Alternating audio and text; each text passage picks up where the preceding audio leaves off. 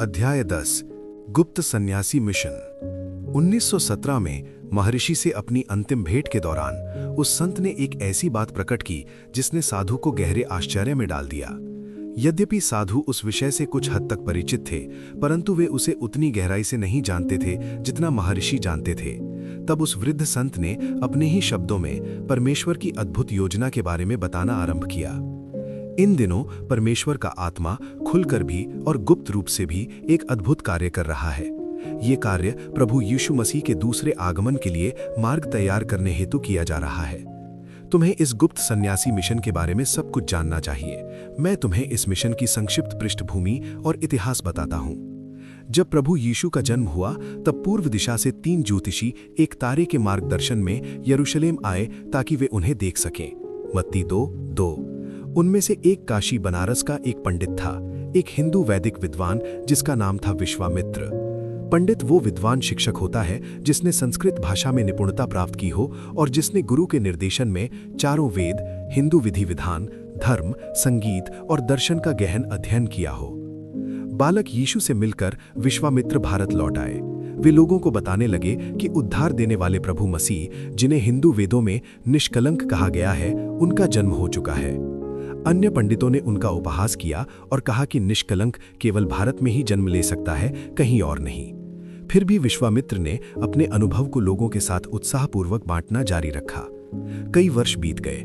वृद्धावस्था में विश्वामित्र फिर से इजराइल गए, इस गहरी इच्छा के साथ कि वे अब बड़े हुए संसार के उद्धारकर्ता से मिल सकें। अंततः वे प्रभु यीशु से बेतसाइदा की एक सेवकाई यात्रा के दौरान मिले। निष्कलंक के सामने दंडवत होकर विश्वामित्र ने प्रभु के चरणों को चूमा और आराधना की। इस प्रकार की विनम्र और निष्कपट भक्ति को देखकर प्रभु यीशु भावुक हो उठे। तब उन्होंने उस वृद्ध भक्त को वही सामर्थ्य प्रदान किया जो उन्होंने अपने 12 चेलों को दिया था। जाते जाते ये प्रचार करना कि स्वर्ग का राज्य निकट आ गया है। रोगियों को चंगा करो, कोढ़ियों को शुद्ध करो, मरे हुओं को जिलाओ, दुष्ट आत्माओं को निकालो। मत्ती 10:7-8। अंत में प्रभु यीशु ने अपने इस भारतीय शिष्य को लोगों को स्वतंत्र करने की आज्ञा देकर विदा किया। परमेश्वर की सामर्थ्य से परिपूर्ण होकर विश्वामित्र इजराइल में साहस और पवित्र समर्पण के साथ प्रचार करने लगे और चमत्कार करने लगे। जब चेले उनसे मिले तो ये देखकर कि वे भिन्न जाति के हैं, उन्होंने उन्हें तिरस्कार की दृष्टि से देखा और दूरी बना ली। जब पंडित ने यह समझ लिया कि वे मसीह के चेलों के साथ मिलकर कार्य नहीं कर सकते तो वे उनसे अलग हो गए और अपना कार्य स्वतंत्र रूप से करने लगे। उनकी असंतुष्टि जो विश्वामित्र की यीशु के नाम में की जा रही सेवकाई को लेकर थी, चेलों को प्रभु के पास शिकायत के साथ ले गई। उन्होंने कहा, गुरुजी, हमने एक व्यक्ति को आपके नाम से दुष्टात्माओं को निकालते हुए देखा और हमने उसे रोका क्योंकि वो हमारे साथ नहीं चलता।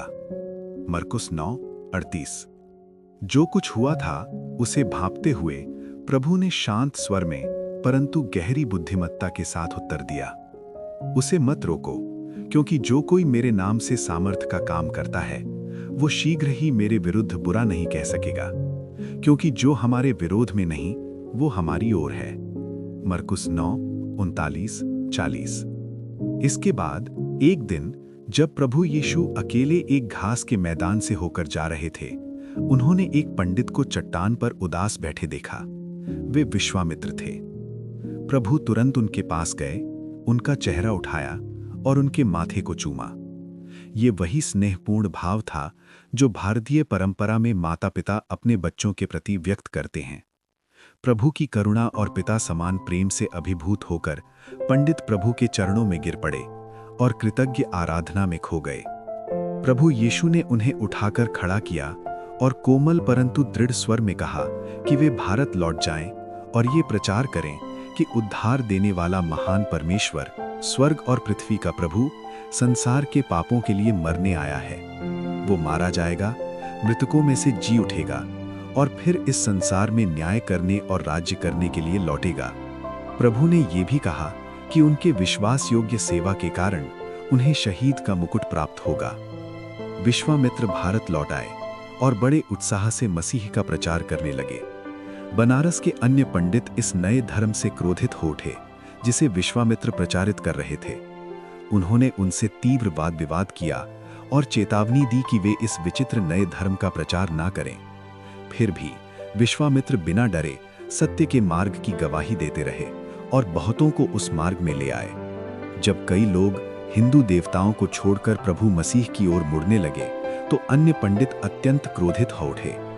उन्होंने विश्वामित्र को मार डालने का अवसर ढूंढना शुरू किया, ठीक वैसे ही जैसे फरीसियों और सद्दूकियों ने उनके गुरु के प्राण लेने की योजना बनाई थी। एक रात वे चुपके से विश्वामित्र के घर में घुस आए। उन्होंने उन्हें बलपूर्वक पकड़ लिया, उनके मुंह में कपड़ा ठूंस दिया ताकि वे सहायता के लिए पुकार न सकें। उनके हाथ पैर बांध दिए, उन्हें एक बोरे में डाल दिया और परमेश्वर के इस विश्वास योग्य साक्षी को गंगा नदी में फेंक दिया। इस तुष्व धर्म साक्षी का शव कभी नहीं मिला। उन्होंने वही शहादत पाई जिसकी भविष्यवाणी प्रभु ने की थी। क्या प्रभु यीशु ने ये नहीं कहा था, मैं तुमसे सच सच कहता हूं, जब तक गेहूं का दाना भूमि में गिरकर मर नहीं जाता वो अकेला रहता है, परंतु यदि मर जाता है तो बहुत फल लाता है। यूहन्ना 12:24। उनकी शहादत के बाद विश्वामित्र के चेले गुप्त रूप से मसीह का प्रचार करने लगे। इसी समय प्रभु यीशु मसीह के 12 प्रेरितों में से एक थोमा सुसमाचार सुनाने के लिए भारत आए। जब विश्वामित्र के चेलों ने प्रभु के एक चुने हुए प्रेरित के आगमन के विषय में सुना तो वे उनसे मिले। वे उनके साथ जुड़ गए और मिलकर साहस और उत्साह से सुसमाचार का प्रचार करने लगे। भारत में मसीही विश्वासियों की संख्या तीव्र गति से बढ़ने लगी।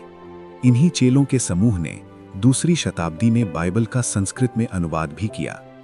53 ईस्वी में प्रेरित थोमा की शहादत के बाद भारतीय चेलों का ये समूह धीरे धीरे अपने उत्साह और जोश को खोने लगा। समय के साथ वे शांत और उदासीन हो गए। इफिसुस की कलीसिया की तरह उन्होंने अपना पहला प्रेम खो दिया और सरदिस की कलीसिया की तरह अंततः वे आत्मिक रूप से निष्क्रिय हो गए। प्रकाशित वाक्य 2:4, 3:1। कई शताब्दियों बाद अनेक मिशनरी मसीह के सुसमाचार के साथ भारत आने लगे। उनमें से सबसे प्रमुख थे विलियम कैरी, जो 1793 वे भारत आए। विश्वामित्र के चेलों ने इस प्रेमपूर्ण अंग्रेज सेवक की सेवकाई में एक आत्मीयता पाई और उनका विश्वास फिर से जाग उठा। एक बार फिर प्रेरित होकर वे उसी उत्साह और जोश के साथ सुसमाचार का प्रचार करने लगे जैसा उनके पूर्वजों में था। शीघ्र ही भारत में परिवर्तित होने वालों की संख्या लाखों में बढ़ने लगी। उस समय भारत की आधे से अधिक जनसंख्या विश्वामित्र के इन चेलों के मुख से सुसमाचार सुन चुकी थी। 1917 में जब महर्षि ने साधु को सन्यासी समुदाय के इतिहास और विकास का पूरा विवरण बताया, तब इस समुदाय में लगभग 24,000 गुप्त मिशनरी थे, जो बिना वेतन और बिना किसी पहचान के प्रभु यीशु की सेवा कर रहे थे। महर्षि ने कहा, मैं भी उन्हीं में से एक हूं। प्रार्थना के द्वारा सेवा करना यही मेरा एकमात्र कर्तव्य है। ये अद्भुत कथा सुनकर साधु सुंदर सिंह ने महर्षि से कहा, मैं आपकी बात पर विश्वास करता हूं, क्योंकि मैं स्वयं कई बार इस समूह के सदस्यों से मिल चुका हूं और उनके साथ मिलकर प्रचार भी कर चुका हूं। अब साधु के उन व्यक्तिगत अनुभवों को सुनिए जो इस गुप्त सन्यासी समूह के अस्तित्व की पुष्टि करते हैं। गढ़वाल के श्रीनगर नामक स्थान पर साधु सुंदर सिंह को एक अप्रत्याशित अनुभव हुआ। वे जानते थे कि वहां मसीह के विषय में बोलना अत्यंत खतरनाक था। एक दिन जब वे नगर के बाहर प्रचार कर रहे थे, कुछ युवकों ने उन्हें ताना मारते हुए कहा, हिम्मत है तो शहर के अंदर ये बातें कहकर दिखाओ।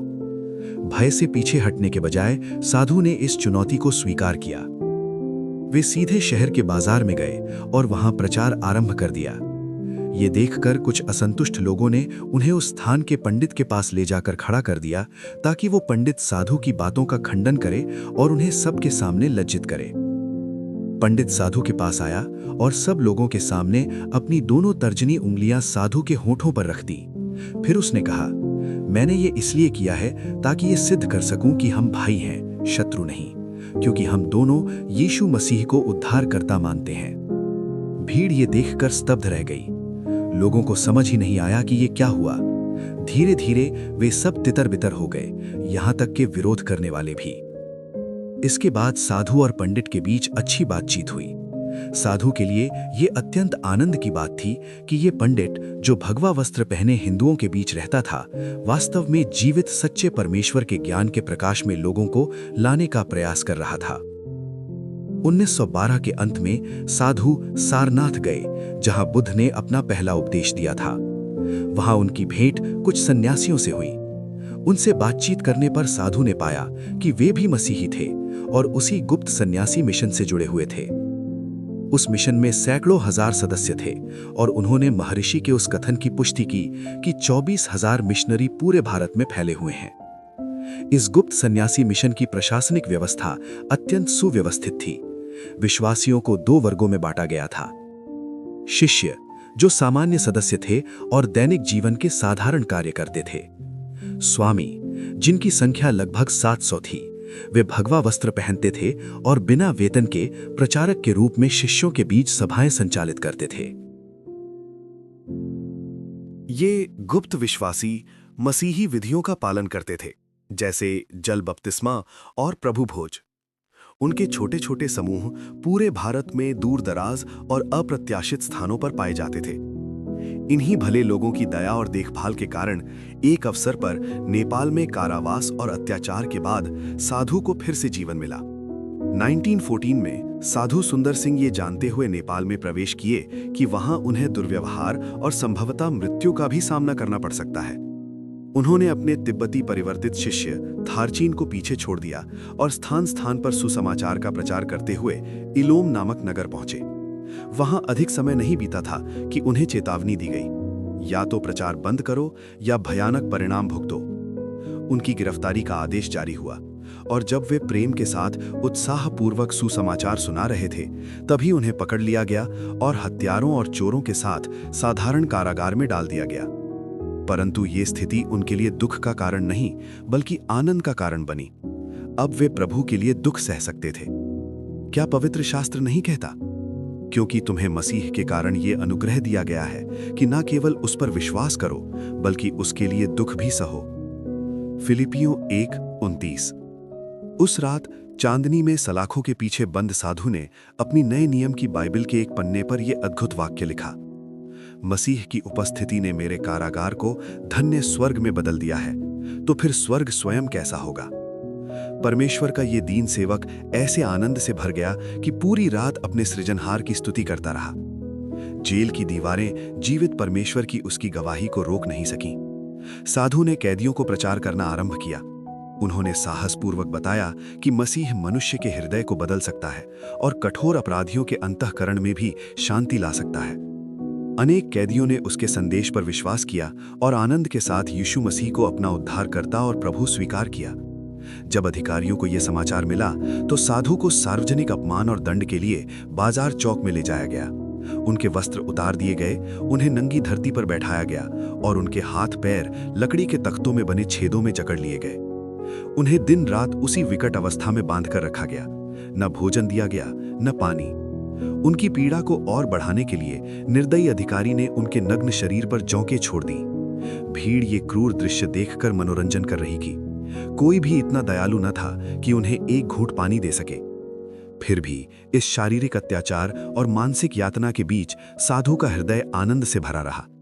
उसके मुख से स्तुति, आराधना और धन्यवाद के शब्द बहते रहे।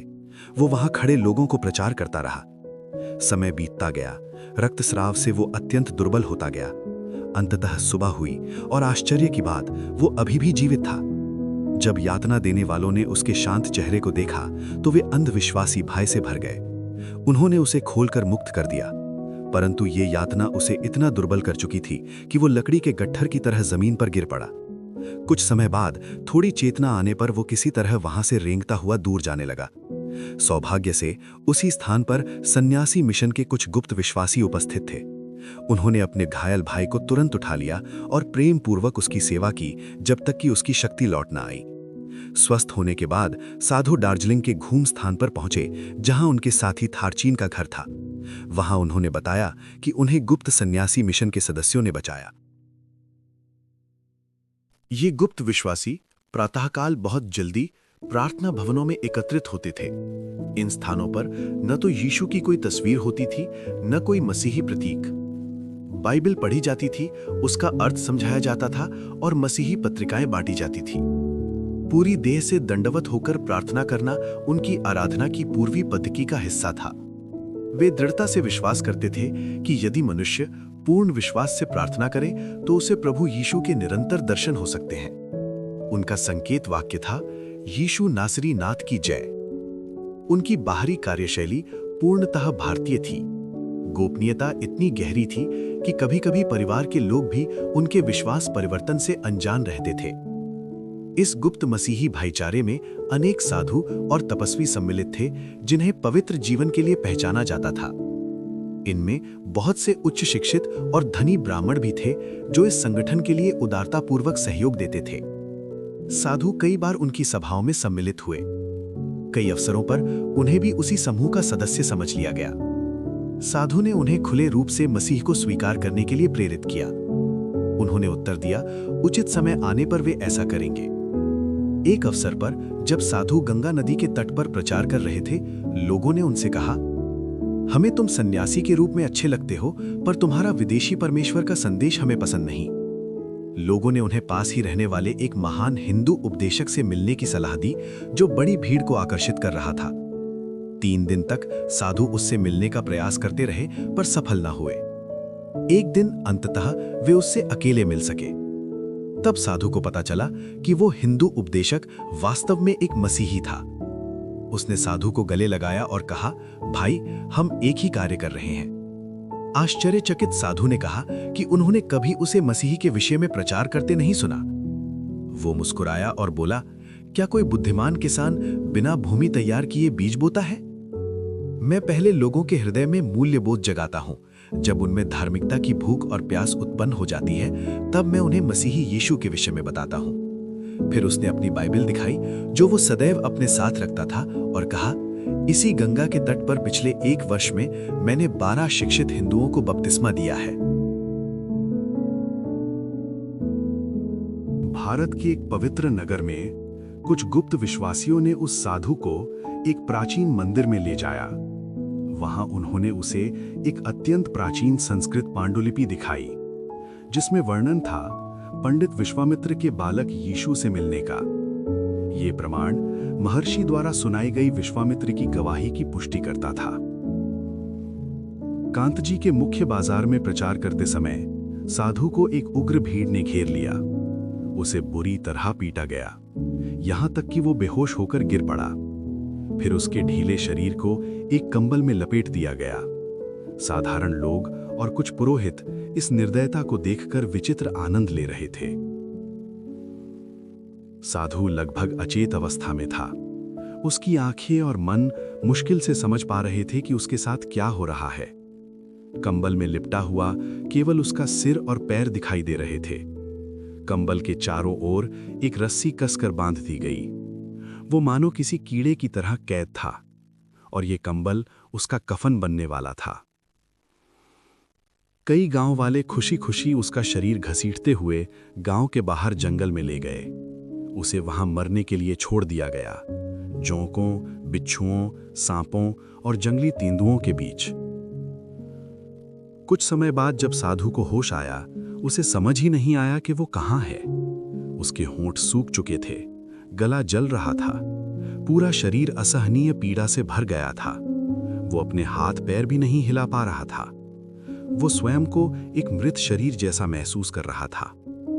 कठिनाई से उसने अपना सिर ऊपर उठाया तो देखा एक पेड़ पर रसीले फल लटक रहे हैं। उसी क्षण उसके टखने पर एक तेज डंक लगा, शायद बिच्छू का, और वो फिर से बेहोशी में चला गया। इस बार उसे लगा अब मृत्यु निश्चित है। लेकिन अचानक उसकी आंख खुली। वो अभी भी जीवित था। कोई उसका चेहरा धो रहा था। उसके हाथ पैर अब खुले हुए थे। पेड़ के वही फल उसके पास रखे हुए थे। उसके घावों पर पट्टियां बंधी थीं। चांदनी में उसने धुंधली सी 2 आकृतियां देखीं। 2 व्यक्ति उसके सामने खड़े थे।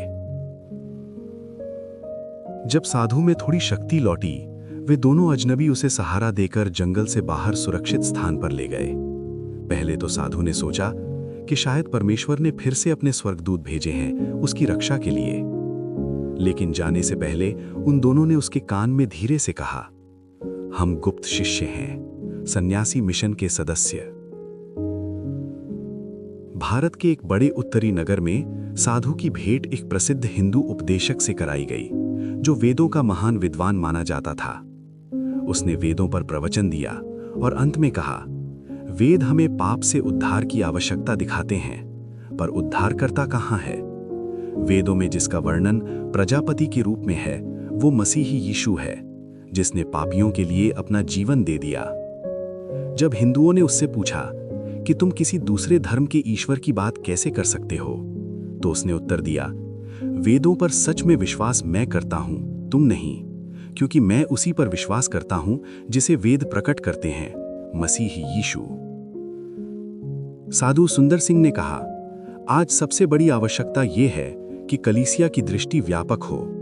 एक मसीही को पंथ और मत की सीमाओं से ऊपर उठकर जहां भी प्रभु का आत्मा प्रकट हो, उसे पहचानने के लिए तैयार रहना चाहिए। सन्यासी मिशन पर प्रभु का आशीर्वाद है। भले ही इसका रूप हमारे लिए अपरिचित हो, इसके अगुए भारत में महान कार्य कर रहे हैं, हमारी पारंपरिक कलीसियाओं की सीमा से परे। अब प्रश्न ये उठता है कि क्या वास्तव में ऐसा कोई गुप्त सन्यासी संगठन है? क्या आज भी भारत में नवजन्मे और पवित्र आत्मा से भरे साधु ऋषि मौजूद हैं? ये वही प्रश्न था जो 2009 में इस पुस्तक को लिखते समय लेखक के मन में था। ठोस प्रमाण न मिलने के कारण उसने पहले इस सामग्री को शामिल नहीं किया, लेकिन पहले संस्करण के प्रकाशित होने के 1 वर्ष बाद लेखक को एक उच्च जाति के हिंदू की अद्भुत गवाही मिली, जिसने इस गुप्त सन्यासी मिशन के अस्तित्व की पुष्टि कर दी। ये एक अद्भुत गवाही है। डॉक्टर श्रीनिवास भट्टाचार्य नेपाल के श्री वैष्णव भट्टाचार्य राजपुरोहित वंश की 145वीं पीढ़ी से संबंध रखते हैं। वो एक पुजारी परिवार से आते हैं। उनके परिवार की सभी सदस्य भट्टाचार्य हैं, ऐसे देवताओं की सेवा करने वाले जिनकी आंखें हैं पर वे देख नहीं सकते, कान हैं पर वे सुन नहीं सकते, नाक है पर वे सूंघ नहीं सकते, हाथ हैं पर वे छू नहीं सकते, पैर हैं पर वे चल नहीं सकते। सिर्फ 6 वर्ष की आयु में उन्होंने पुनूल धारण किया, वो पवित्र जनेऊ जिसे उच्च जाति के हिंदू कंधे पर पहनते हैं। उन्हें एक आश्रम में भेज दिया गया जहां हिंदू धर्मशास्त्र की आवासीय शिक्षा दी जाती थी। बचपन से ही उन्होंने अपने आप को हिंदू धार्मिक ग्रंथों के गहन अध्ययन में समर्पित कर दिया। ऋग्वेद, यजुर्वेद, सामवेद, अथर्ववेद, नलायर दिव्य प्रबंधम, इतिहास, पुराण, रामायण, महाभारत और भगवद गीता। प्रारंभिक शिक्षा पूरी करने के बाद उन्हें उत्तर प्रदेश के वाराणसी विश्वविद्यालय में डॉक्टरेट अध्ययन के लिए भेजा गया। वहां उन्होंने संस्कृत में शिरोमणि डॉक्टरेट की उपाधि और ग्रंथ में पीएचडी प्राप्त की। सन 1992 में जब वे विश्वविद्यालय में अध्ययन कर रहे थे, कट्टरपंथियों ने अयोध्या में 14वीं शताब्दी की बाबरी मस्जिद को ध्वस्त कर दिया। एक भट्टाचार्य होने के कारण और एक प्रतिष्ठित हिंदू विश्वविद्यालय से दोहरी पीएचडी कर रहे होने के कारण डॉक्टर श्रीनिवास को राष्ट्रीय स्वयंसेवक संघ का राष्ट्रीय युवा नेता चुना गया। इस संगठन का उद्देश्य था विशेषकर ईसाई धर्म जैसे विदेशी धर्मों को भारत में प्रवेश से रोकना। मस्जिद के विध्वंस के बाद श्रीनिवास ने एक शोध पत्र पर काम करना शुरू किया। उनकी थीसिस का विषय था मनुष्य मृत्यु के बाद परमेश्वर के राज्य में कैसे जाएगा। वे उत्तर खोज रहे थे, मनुष्य ब्रह्म मार्ग या शिव नारायण मार्ग से परमेश्वर के राज्य तक कैसे पहुंच सकता है। एक दिन पुस्तकालय में अध्ययन करते समय एक अत्यंत वृद्ध सन्यासी वहां आया और उन्होंने बुलाया। उस सन्यासी की लंबी दाढ़ी थी और बहुत लंबे बाल। वो केवल एक साधारण धोती पहने हुए था। उसने श्रीनिवास को पास बुलाया, एक छोटा सा कागज दिया और बिना कुछ कहे चला गया। श्रीनिवास नहीं जानते थे कि वो व्यक्ति कौन था और कहां से आया था। उन्होंने उस कागज को खोला। इस पर लिखा था, क्योंकि परमेश्वर ने जगत से ऐसा प्रेम रखा कि उसने अपना इकलौता पुत्र दे दिया, ताकि जो कोई उस पर विश्वास करे वो नष्ट ना हो परंतु अनंत जीवन पाए। यूहन्ना 3:16। जितना अधिक वे इस वचन को पढ़ते गए, उतना ही ये उनके हृदय को बेचैन करता गया। वे अपने गुरुओं के पास गए और पूछा, ये इकलौता पुत्र कौन है? गुरुओं ने अनुमान लगाया, शायद ये कृष्ण परमात्मा है या राम परमात्मा, पर यह उत्तर श्रीनिवास के हृदय की प्यास को शांत न कर सका। पूरा 1 महीना वे इस प्रश्न का उत्तर खोजते रहे। एक सुबह अपने छात्रावास में बैठे हुए उन्होंने फिर उस कागज को ध्यान से देखा। उनकी आंखों से आंसू बहने लगे। उन्हें जानना ही था ये परमेश्वर का इकलौता पुत्र वास्तव में कौन है। अचानक उन्हें एक भीतरी आवाज सुनाई दी, ऋग्वेद पढ़ो। उन्होंने प्राचीन पांडुलिपि उठाई और एक संस्कृत श्लोक पर पहुंचे। शांताकारम गिजकशयनम पद्मनाभम सुरेशम विश्वाधारम गगन सदृशम मेघवर्णम शुभांगम लक्ष्मीकांतम कमल नयनम योगी भी ध्यान गम्यम वंदे विष्णुम भवभयहरम सर्वलोकैकनाथम। और जब उसका अर्थ समझा गया तो वो यूहन्ना 3:16 के समान प्रतीत हुआ, क्योंकि परमेश्वर ने जगत से ऐसा प्रेम रखा कि उसने अपना इकलौता पुत्र दे दिया, ताकि जो कोई उस पर विश्वास करे वो नष्ट ना हो परंतु अनंत जीवन पाए। श्रीनिवास भीतर तक हिल गया था। उसी बाइबल वचन को अपने ही हिंदू ग्रंथ ऋग्वेद में देखकर उसका मन विचलित हो उठा। उसने मन ही मन निश्चय किया, यदि मरना भी पड़े तो भी मैं इस इकलौते पुत्र की आज्ञा मानूंगा। और वहीं उसी क्षण उसने अपने जीवन को इस परमेश्वर के हाथों सौंप देने का निश्चय कर लिया। कुछ समय बाद उसके डॉक्टरेट के परिणाम घोषित हुए। श्रीनिवास स्तब्ध रह गया। वो पूरे भारत में दोनों डॉक्टरेट परीक्षाओं में प्रथम स्थान पर आया था। इस अद्भुत उपलब्धि के लिए भारतीय संसद में प्रतिष्ठित गणमान्य व्यक्तियों के बीच उसे राष्ट्रपति स्वर्ण पदक से सम्मानित किया गया। लेकिन इतनी बड़ी सफलता के बावजूद उसके हृदय में एक अजीब सा खालीपन बना रहा। तमिलनाडु अपने घर लौटते समय गंगा कावेरी एक्सप्रेस में बैठा हुआ वो लगातार यूहन्ना 3:16 पर मनन करता रहा, मानो भीतर से कोई आवाज उसे कह रही हो, इस वचन पर ध्यान करते रहो। ट्रेन मध्य प्रदेश में कुछ देर के लिए रुकी। उसी ध्यानावस्था में उसे एक भीतरी आवाज सुनाई दी, इस स्टेशन पर उतर जाओ। वो चौंक गया, क्यों? यहां तो मेरा कोई परिचित भी नहीं। पर आवाज और अधिक स्पष्ट होती गई। आखिरकार उसने समर्पण किया और ट्रेन से उतर गया। वो प्लेटफॉर्म पर अकेला खड़ा था। कुछ देर बाद वही जानी पहचानी आवाज फिर आई, अब चलना शुरू करो।